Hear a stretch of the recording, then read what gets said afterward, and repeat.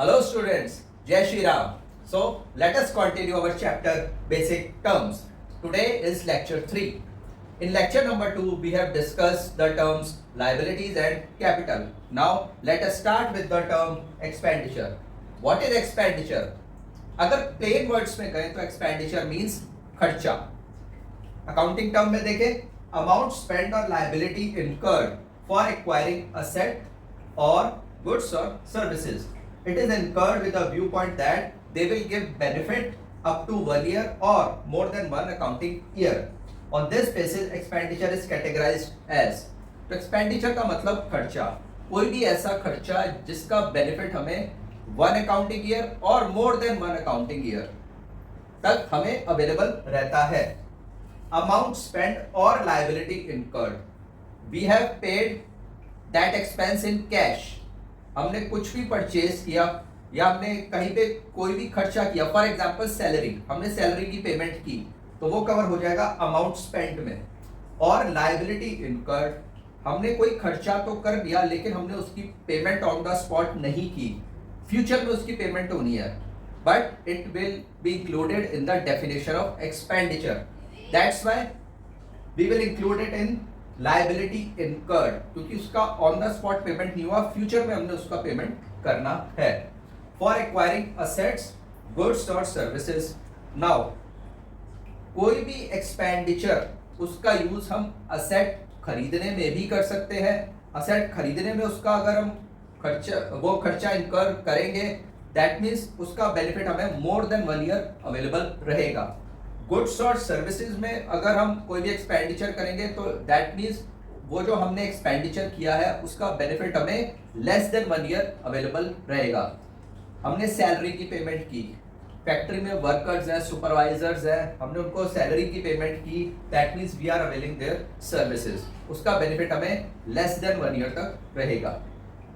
Now category of expenditure, very very important term now we are going to discuss, and most of the time this term is asked in the examination.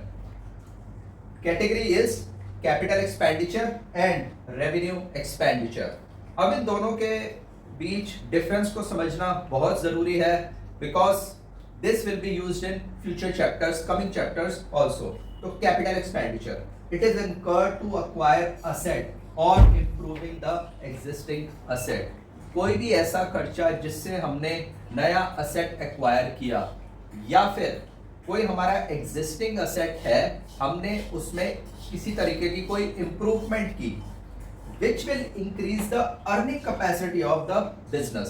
Now this is very very important term you have to understand. I have purchased a car. Car purchase करना, that means asset acquired. Already I had purchase petrol और diesel car, उस car में मैंने CNG install कराया, that means it is improvement in the existing asset which will increase the earning capacity. Obviously बात है, CNG install कराने से पर कॉस्ट रनिंग किलोमीटर जो है, रनिंग किलोमीटर पर कॉस्ट इट विल डिक्रीज, तो इससे क्या होगा, अर्निंग कैपेसिटी वो इंक्रीज हो जाएगी. It will give long term benefit. हमने अगर कार में सीएनजी का इंस्टॉलेशन कराया है, डेफिनेटली वो बेनिफिट हमें देगा मोर देन 1 ईयर के लिए. Long term benefit, it is known as capital expenditure. For example, purchase of fixed asset, erection, commissioning and installation of fixed asset, payment for goodwill etcetera. They are shown on asset side of the balance sheet. We have seen fixed asset. Now what is erection or commissioning or installation of fixed asset? There are some assets which require commissioning or installation. For example, I had purchased AC. अब AC purchase कर लिया, but उसको मैं ऐसे use नहीं कर पाऊंगा जब तक मैं उसको वॉल में इंस्टॉल नहीं करा देता. फॉर एग्जाम्पल 30,000 का AC and I had given 1,000 or say 1,500 to the mechanic for installation of the AC. Now the cost of my asset, it will be 30,000 the capital cost and 1,500 which I had paid for the installation. So the cost of my asset will become 31,500 rupees. जो 1,500 installation के लिए payment हुआ है वो भी capital cost capital asset का ही part बनेगा। Now payment for goodwill, हमने कोई भी पेमेंट किया वेदर फॉर टेंजिबल असेट और for intangible asset, goodwill is my intangible asset that will be included in capital expenditure. Since these expenditure is incurred for purchasing of asset, that's why they are shown in the balance sheet. Now the second term is revenue expenditure, another important term, revenue expenditure, any expenditure the benefit of which exhausted within a accounting period. This is generally 1 year. हमने कोई भी ऐसा खर्चा किया, कोई भी ऐसा expenditure किया जिसका benefit with in 1 year available रहता है। I had purchased a car, it will be a capital expenditure. I had installed CNG kit in the car, it is also included in the capital expenditure. But अगर car के seat covers जो है वो change कराए हैं या new seat cover, I had put up a new seat cover in the car, तो इससे ना तो कार की अर्निंग कैपेसिटी बढ़ रही है और उसका बेनिफिट जनरली 1 year तक अवेलेबल रहेगा। So that is it will be included in the revenue expenditure. सीधी सी बात है, हमें क्या चेक करना है कि हम जो भी खर्चा कर रहे हैं उसका बेनिफिट हमें 1 साल से ज़्यादा टाइम के लिए अवेलेबल है या 1 साल से कम के लिए अवेलेबल है। उसके बेसिस पे हम उसे कैटेगराइज कर सकते हैं, although it is only one condition कि अगर मोर देन 1 year है it will be capital and less than 1 year है it will be included in revenue expenditure. There are other criteria also on the basis of which we can distinguish between capital expenditure and revenue expenditure. These are incurred for day-to-day conduct of a business. Car में petrol डलवाना that is revenue expenditure. Car में CNG kit install कराना that is capital expenditure. Car में petrol डलवाया, car की कुछ repairing हुई, car की कुछ सर्विस कराई, कार में सीट कवर्स जो है वो लगवाए, that will be included in revenue expenditure. These are incurred for day-to-day conduct of business and help in maintaining existing earning capacity of the business. अगर earning capacity asset की increase हो रही है, that will be capital expenditure. अगर asset की earning capacity हम same level पे maintain रख रहे हैं कोई भी expenditure करके, that will be included in revenue expenditure. For example, salary, rent paid, electricity expenses, these all are examples of revenue expenditure. Now since they are revenue expenditure, they will be shown on debit side of profit and loss account. Third category of expenditure is deferred revenue expenditure, and which we have already seen in the last lectures. Now come to the next definition. So students, our next definition is receipts. Last we have seen the definition of expenditure. उसी की line पे हम check करेंगे the definition of receipts. It is amount received or receivable. First of all, we have to use both the terms received and receivable. Received word use होगा when the payment is received on the spot. Cash के case में उसी time cash receive हो गया तब word use होगा received. Receivable word तब use होगा अगर हमने फॉर एग्जांपल सेल कर दी और उसके रिगार्डिंग पेमेंट हमें फ्यूचर में रिसीव होनी है, तो उसके लिए हम वर्ड यूज करेंगे receivable. So the receipt is amount received or receivable from sale of assets or goods or services. Assets को बेचकर या goods को बेचकर services को render करके कोई भी हमें amount receive होता है, it will be covered under definition of receipts. These are categorized as expenditure के केस में we have checked capital expenditure, revenue expenditure. Similarly in case of receipts, there are two terms, revenue receipts and capital receipts. Logic वही है, basis वही है। Amount received और receivable in normal course of business is called revenue receipts.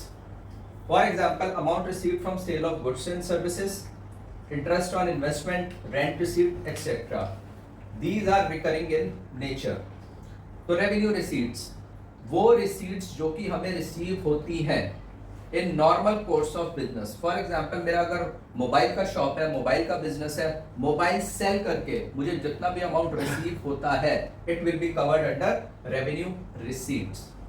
Now come to capital receipts. Amount received और receivable against transactions which are not revenue in nature. तो वो transaction जो revenue nature की नहीं है, that means which are capital in nature.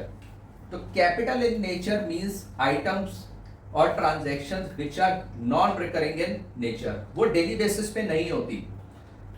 Revenue receipt उन transaction से related है जो डेली बेसिस पे and normal course of business में होता है।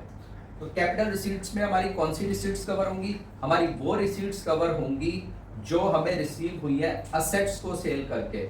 हमने एक असेट को यूज किया 4 इयर्स, 5 ईयर, 10 इयर्स, और असेट नाउ बिकम ओल्ड।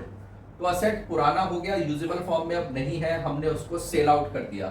तो ऐसे असेट को बेचकर जो पैसा आएगा वो ट्रांजैक्शन होगी कैपिटल नेचर की, और उससे जो अमाउंट हमें रिसीव होगा वो होगा capital receipts. So example, amount received from sale of assets, these receipts are non-recurring in nature. Revenue receipt recurring in nature and capital receipts non-recurring in nature. Now come to the term profit. तो profit से पहले हम term understand करते हैं income क्या होता है। Income, it is difference between total revenue and total expense during the year. Amount from sale of goods or services is revenue and cost of goods sold is expense. तो यहाँ पे थोड़ा सा कंफ्यूजन क्रिएट हो सकता है। अभी हम देखेंगे प्रॉफिट एंड इनकम में, इनकम और प्रॉफिट में आपको थोड़ा सा कंफ्यूजन हो सकता है, and we are going to explain this. Income जो है वो डिफरेंस है, किसका डिफरेंस है? Total revenue and total expense का, जो कि रिसीव हुआ ड्यूरिंग द ईयर। फुल एक अकाउंटिंग पीरियड में हमारा जितना भी रेवेन्यू है और जितने भी एक्सपेंसेस हैं टोटलिटी में, उन दोनों का difference, that is called as income. Amount from sale of goods और services is revenue. For example, my business is selling mobile. तो मोबाइल को सेल करके मैंने जितना भी पैसा कमाया, फॉर एग्जांपल 10,000 उसका एमआरपी है, 10,000 में मैंने सेल किया, तो जो 10,000 रुपीज है that is called revenue. Mobile मैंने मैन्युफैक्चरर से परचेज किया, उसकी कॉस्ट थी 8,500 रुपीज। फॉर एग्जांपल मैंने फ्रेट में पेमेंट की, उसका भाड़ा वगैरह जो भी लगा शॉप तक आने का, तो now it's cost of goods sold it will B 8,000 जो उसकी परचेज कॉस्ट थी, और 500 जो मैंने फ्रेट की पेमेंट की, तो टोटल 8,500। अब इसके बाद मैंने जब वो मोबाइल सेल आउट किया तो total revenue 10,000, 8,500 becomes cost of goods sold, that is expense, और दोनों का जो डिफरेंस है 10,000 minus 8,500, so 1,500 will be my income. So इसका छोटा सा फॉर्मूला है, income equals to revenue minus expense. It includes, now next thing is it includes amount earned from non operating activities also। तो मोबाइल सेल आउट करना that is my operating activity. उसके साथ साथ अगर कोई ऐसी एक्टिविटी भी है जो नॉन ऑपरेटिंग नेचर की है, non operating nature means for example sale of scrap. Shop पे, फैक्ट्री में कई तरह का स्क्रैप होता है। फॉर एग्जांपल ओल्ड न्यूज़पेपर, वो हमने सेल आउट कर दिया, या कोई पुराना और किसी भी टाइप का कुछ भी स्क्रैप वगैरह था वो सेल आउट कर दिया, उससे हमें जो इनकम हुई स्क्रैप सेल करके, that is of non operating nature. तो ऐसी इनकम को भी हम इंक्लूड करेंगे टोटल अर्निंग्स में। तो ऑपरेटिंग का जितना भी अर्निंग है और नॉन ऑपरेटिंग का जितना भी अर्निंग है, that will constitute my income. Now come to profit. It means income earned from operating activities, that is activity which are carried out to earn profit. तो यहां से मैं थोड़ा सा डिफरेंस क्लियर हो रहा है कि इनकम में दोनों एक्टिविटीज का अर्निंग जो है वो इंक्लूड रहता है। वन इज ऑपरेटिंग से जितना भी आया प्लस नॉन ऑपरेटिंग से जितना आया, तो दोनों का जितना भी अर्निंग रहता है वो इनकम में इंक्लूड रहता है। लेकिन प्रॉफिट में सिर्फ ऑपरेटिंग एक्टिविटी से जितनी भी अर्निंग होती है वो इंक्लूड होती है। इसे हम एक एग्जांपल से जो है वो अंडरस्टैंड करते हैं। For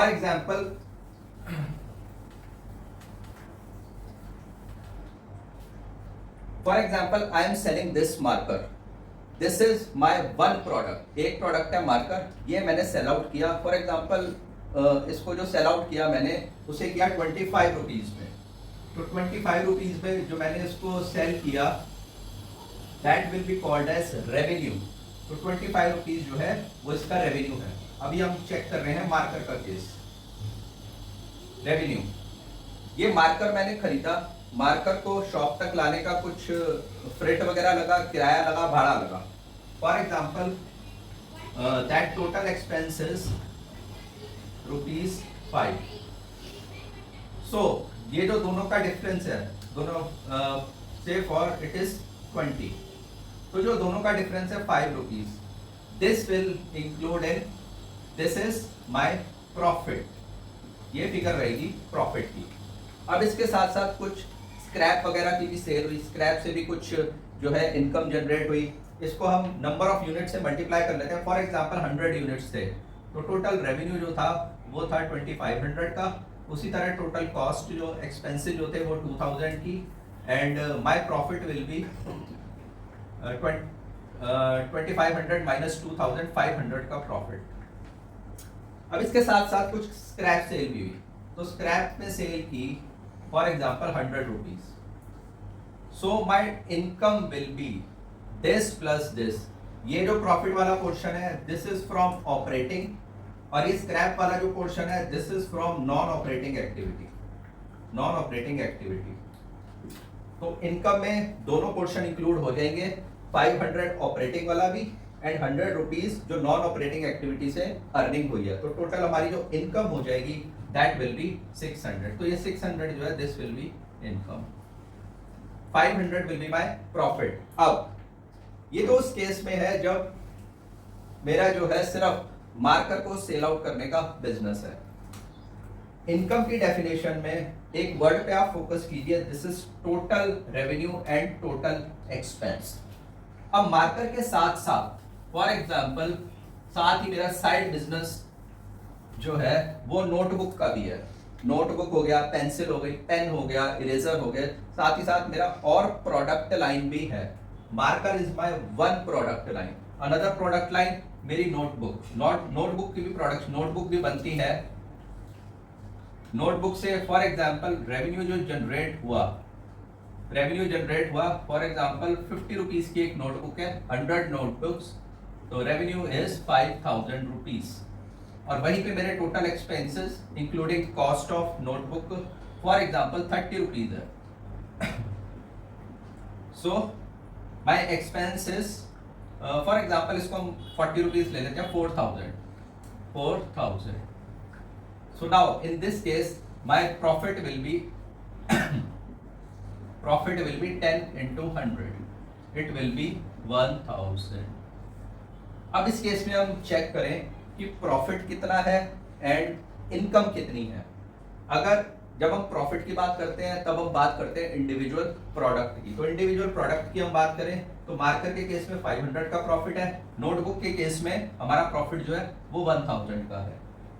प्रॉफिट की जब हम बात करें, अब हम जब इनकम की बात करते हैं तो इनकम का मतलब जो है that is total revenue and total expense, उसका डिफरेंस। तो यहाँ पे हम टोटल करेंगे, total revenue and total expense का डिफरेंस ये कितना आया, 600 प्लस 1000। दिस इज, इसमें 100 रुपीज का ये भी इंक्लूड हो गया, स्क्रैप वाला, ऑपरेटिंग नॉन ऑपरेटिंग भी इंक्लूड हो गया, और इधर जो है दूसरा मेरा प्रोडक्ट है नोटबुक, उसमें 1000। सो 1600 इस केस में मेरा जो है वो इनकम हो जाएगी। तो प्रॉफिट की जब हम बात करते हैं, प्रॉफिट हम जनरली इंडिविजुअल प्रोडक्ट का कैलकुलेट करते हैं, और जब हम इनकम की बात करते हैं तो हम बात करते हैं टोटलिटी में। Now come to the next topic. So students, we have seen the definition of income, we have seen the definition of profit. Now profit, it can be of two types. It can either be gross profit or net profit. So what is gross profit and what is net profit? Just briefly अभी हम discussion करते हैं, detail discussion आने वाले chapters में इसको देखेंगे। Gross profit it is excess of sale over purchase और डायरेक्ट एक्सपेंसेस। डायरेक्ट एक्सपेंसेस कोई भी ऐसा खर्चा, in plain words factory level तक के एक्सपेंसेस जो भी होते हैं that will be included in direct expenses. This statement is not to be quoted in the exam. It is just for the purpose of understanding. Factory level तक का जितना भी खर्चा होता है that is direct expenses. For example I am manufacturer. अगर मैं manufacturer हूँ, मेरा मैन्युफैक्चरिंग का प्लांट है वहाँ पे, for example I am manufacturing, Maruti का प्लांट है जैसे, तो मारुति के प्लांट में जितना भी रॉ मटेरियल एंटर होता है, रॉ मटेरियल में स्टील हो गया, प्लास्टिक हो गया, ग्लास हो गया, वायर्स हो गई, तो ये जो सारा खर्चा है फैक्ट्री लेवल तक का, that is included in direct expenses. इसके बाद कार प्रिपेयर हो गई, कंप्लीट हो गई, अब इसके बाद कार डिस्पैच के लिए जाएगी, उसकी सारी बिलिंग वगैरह होगी, उसका सारा अकाउंटिंग वगैरह होगी, और वो सब कहाँ होगी? वो सब होगी ऑफिस में. तो फैक्ट्री के बाद के जितने भी एक्सपेंसेस हैं, B2 से सेल्स एंड डिस्ट्रीब्यूशन का खर्चा है, एडमिन का खर्चा है, ऑफिस एक्सपेंसेस है, वो सब इंक्लूड होंगे इनडायरेक्ट एक्सपेंसेस में, which will be a part of net profit definition. तो यहां तक हमने देखा जो भी डायरेक्ट एक्सपेंसेस इनकर होते हैं उनके ऊपर हमारी जितनी भी सेल्स रेवेन्यू है that is called a gross profit. तो नेट प्रॉफिट में हमने चेक किया, यहां तक हमने ग्रॉस प्रॉफिट कैलकुलेट कर लिया. ग्रॉस प्रॉफिट एक लेवल तक कैलकुलेट हो गया. अब ग्रॉस प्रॉफिट के बाद फर्दर इनडायरेक्ट एक्सपेंसेस माइनस होंगे. जैसा कि हमने अभी डिस्कस किया, इनडायरेक्ट एक्सपेंसेस ऑफिस के खर्चे हो गए, सेल्स एंड डिस्ट्रीब्यूशन चैनल के एक्सपेंसेस हो गए. वो एक्सपेंसेस जब हम ग्रॉस प्रॉफिट में से माइनस करेंगे then we will get the figure of net profit. Detail में gross profit and net profit ये सब हम आने वाले चैप्टर्स में डिटेल में चेक करेंगे. अभी हम चेक करते हैं net profit means it is profit earned after allowing for all expenses. All expenses means direct expenses हमने अलाउ कर दिए, डायरेक्ट एक्सपेंसेस माइनस करने के बाद जो हमारे पास फिगर आई वो आई ग्रॉस प्रॉफिट की. अब ग्रॉस प्रॉफिट में से हम इनडायरेक्ट एक्सपेंसेस जब माइनस करेंगे तो हमारे पास फिगर बचेगी that is net profit. Now come to definition of discount. अब डिस्काउंट क्या है? डिस्काउंट हम लोगों के लिए बहुत ही फेवरेट टर्म है. इंडियंस को खास तौर से डिस्काउंट से बहुत ज्यादा प्यार होता है. लेकिन अगर एक लाइन में एक्सप्लेन करना है कि डिस्काउंट है क्या, it means reduction in the price of goods sold to the customer. Customer को जो भी गुड्स बेचे जाते हैं, सेल किए जाते हैं, उसमें सेलर किसी भी तरह का कोई प्राइस में रिडक्शन कर देता है, दैट इज कॉल्ड डिस्काउंट. अब डिस्काउंट भी टू टाइप्स के हैं. This difference is also very important, trade discount and cash discount. तो पहले अंडरस्टैंड करते हैं what is trade discount. It is deduction allowed on the basis of sales, either value और quantity. अब हम किसी भी शॉपकीपर के पास गए, for example I have to purchase one mobile. एक मोबाइल परचेज करना है तो शॉपकीपर ने एक पर्टिकुलर प्राइस फॉर एग्जांपल बताया. Let us take example of AC. मैं शॉपकीपर के पास गया, मुझे एयर कंडीशन परचेज करना है. उसने फॉर एग्जांपल उसने प्राइस का 30,000, उसने 1 यूनिट का प्राइस का 30,000. मैंने उससे कहा नहीं आप इसमें कुछ प्राइस रिड्यूस कीजिए. तो सेलर कहेगा अगर आप ज्यादा एसी मेरे से परचेज कर लेंगे तो मैं आपको कुछ और डिस्काउंट दे दूंगा. मैंने अपने ब्रदर को फोन किया कि मैं एसी परचेज कर रहा हूँ, आपके लिए करना है. ब्रदर ने कहा हाँ एक एसी मुझे अपने लिए भी परचेज करना है, तो उससे रेट तय कर लो. मैंने कहा 2 एसी लूंगा. तो उसने कहा ठीक है अगर आप 2 एसी लोगे तो मैं आपको प्राइस 29,000 पर एसी के हिसाब से लगा दूंगा. फिर मैंने अपने फ्रेंड को फोन किया कि यार मैं एसी परचेज कर रहा हूँ, क्या तुझे भी चाहिए? उसने कहा हाँ यार एक एसी मुझे भी लेना है. अब मैंने सेलर को कहा कि मुझे 3 एसी चाहिए. जब मैंने उसको कहा 3 एसी चाहिए तो सेलर ने क्या कहा, ठीक है अगर आप 3 एसी ले रहे हैं तो मैं 28,000 रुपीज पर एसी के हिसाब से आपको बेच सकता हूँ. तो दैट मीन्स क्वांटिटी के बेसिस पे जब सेलर ने प्राइस पे रिडक्शन कर दिया, it is called as trade discount. जब मैं एक एसी ले रहा था तो उसने कहा 30,000, मैंने कहा 2 एसी लूंगा, उसने कहा ठीक है 29,000 का प्राइस लग जाएगा. मैंने कहा 3 एसी लूंगा तो उसने कहा 28,000 का प्राइस लग जाएगा. दैट मीन्स उसने जो है क्वांटिटी के बेसिस पे जो है मुझे डिस्काउंट दे दिया. अब वैल्यू के बेसिस पे मैंने कोई ऐसा प्रोडक्ट परचेज किया जिसकी वैल्यू, जिसका प्राइस बहुत ज्यादा है, तो उस केस में वैल्यू के बेसिस पे जब सेलर डिस्काउंट देता है, फॉर एग्जांपल मैं अगर मोबाइल लेने गया सैमसंग का दैट इज 10,000 रुपीज, तो हो सकता है सेलर मुझे कोई भी डिस्काउंट ना दे. लेकिन वहीं अगर मैं एप्पल का मोबाइल लेने के लिए गया, इट इज अप्रॉक्सीमेटली 1,50,000, तो ऑब्वियस सी बात है सेलर कहेगा बहुत एक्सपेंसिव मोबाइल है, तो मैं आपको इस पर डिस्काउंट दे सकता हूँ। जाहिर सी बात है जब एक्सपेंसिव मोबाइल होता है उसमें डीलर का मार्जिन भी ज्यादा होता है, then he will be in the position to give us better discount and better deal. 10,000 के मोबाइल पे उसका मार्जिन इतना नहीं है, इसलिए वो मुझे डिस्काउंट ज्यादा नहीं देगा। एप्पल के मोबाइल पे उसका मार्जिन ज्यादा है, इसलिए वो मुझे डिस्काउंट ज्यादा अलाउ कर सकता है। So that is called as trade discount. It is not shown in books of accounts.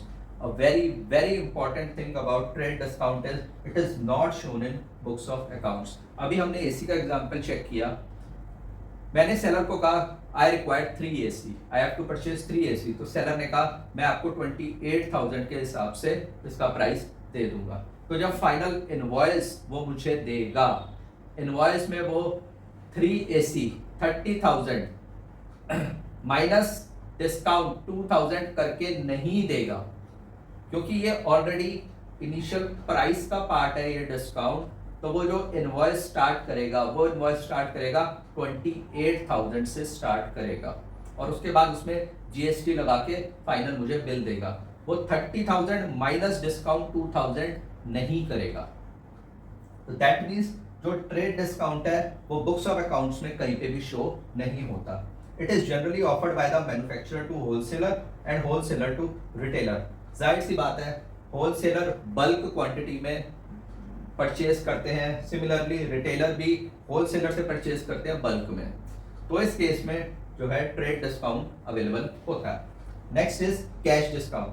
After selling goods on credit the debtors, debtors की डेफिनेशन अभी हम चेक करेंगे, अभी प्लेन लैंग्वेज में समझते हैं। डेटर मीन्स वो लोग जिनको हमने मीन्स शॉपकीपर ने उधार पे माल बेचा है। These are our customers, and after selling goods on credit, the debtors may be given certain deduction in amount due in case if they made prompt payment. It is shown in books of accounts. अब कोई customer मेरी shop पे आया, उसने कहा मुझे mobile चाहिए, मैंने उसको 10,000 रुपीज का मोबाइल दिया, उसने कहा मैं 1 मंथ के अंदर पेमेंट करूंगा। तो 1 मंथ के अंदर वो पेमेंट करेगा, that customer will be my debtor, क्योंकि उसने अभी पेमेंट नहीं किया, फ्यूचर में वो मुझे पेमेंट करेगा। अब मैंने उस कस्टमर को कहा कि अगर आप मोबाइल उसने परचेज करके वो चला गया, 10 डेज 20 डेज के बाद मैंने उससे कहा कि अगर आप मुझे अभी पेमेंट कर दो तो मैं आपको 100 रुपीज का डिस्काउंट दूंगा। तो ये जो डिस्काउंट है उसने पेमेंट करनी थी 30 डेज में, लेकिन मैंने उसे ऑफर किया अगर आप मुझे आज ही पेमेंट कर दो तो मैं आपको 100 रुपीज का और डिस्काउंट दे दूंगा। दैट मीन्स अगर वो प्रॉम्प्ट पेमेंट कर देता है, टाइमली पेमेंट कर देता है, बिफोर टाइम पेमेंट कर देता है, तो उस केस में मैं उसको डिस्काउंट ऑफर करूंगा, and this discount is called as cash discount. अब वो बल्क में परचेज नहीं कर रहा, वो हाई वैल्यू की आइटम परचेज नहीं कर रहा, तो इसलिए हम उसे ट्रेड डिस्काउंट नहीं कहेंगे। वो प्रॉम्प्ट पेमेंट कर रहा है, बिफोर टाइम पेमेंट कर रहा है, इसलिए हम उसे नाम देंगे कैश डिस्काउंट। मैंने जब ओरिजिनल सेल किया था उस कस्टमर को, मैंने जो उसे इनवॉइस दिया था वो 10,000 रुपीज का इनवॉइस दिया था। अब अगर वो मुझे प्रॉम्प्ट पेमेंट कर रहा है, बिफोर टाइम पेमेंट कर रहा है, मैं उसे 100 रुपीज का और डिस्काउंट दे रहा हूं, तो अब शॉपकीपर के पास 9900 रुपीज आ रहे हैं। तो जो 100 रुपीज का कैश डिस्काउंट दिया, it will be shown in the books of accounts. जाहिर सी बात है ओरिजिनल इनवॉइस जो कटा था वो 10,000 का कटा था, लेकिन अमाउंट जो रिसीव हो रहा है वो 9900 का रिसीव हो रहा है। So shopkeeper has to show the difference of 100 rupees, और वो 100 रुपीज का डिफरेंस अपनी बुक्स ऑफ अकाउंट्स में शो करेगा एज अ कैश डिस्काउंट।